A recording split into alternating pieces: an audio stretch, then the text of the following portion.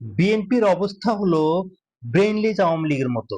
NCP নেতা সার্জিস আলমের এমন মন্তব্যে নতুন করে বাংলাদেশের রাজনীতি উত্তপ্ত হয়ে উঠেছে। এটা কি শুধুই রাজনৈতিক বক্তব্য নাকি বড় কোনো বার্তা?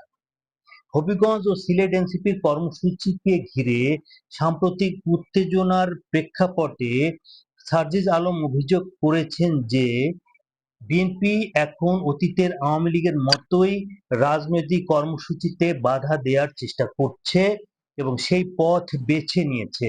অন্যদিকে বিএনপির পক্ষ থেকে শুরু থেকেই এনসিপির অভিযোগগুলো অস্বীকার করে বলা হচ্ছে যে ঘটনাগুলোকে একপাক্ষিকভাবে উপস্থাপন করা হচ্ছে এবং সুষ্ঠু তদন্তের মাধ্যমে এগুলো বেরিয়ে আসা উচিত।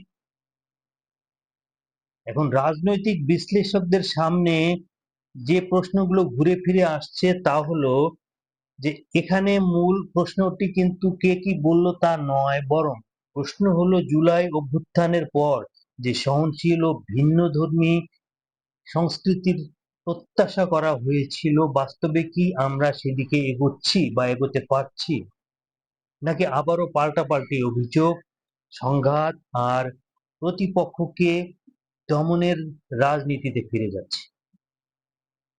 কারণ ক্ষমতায় যেই থাকুক না কেন, গণতন্ত্রের আসল শক্তি হলো প্রতিপক্ষকে থামিয়ে দেওয়ার মধ্যে নয়, বরং ভিন্ন মতকে রাজনৈতিকভাবে মোকাবেলা করার সক্ষমতার মধ্যেই নেই।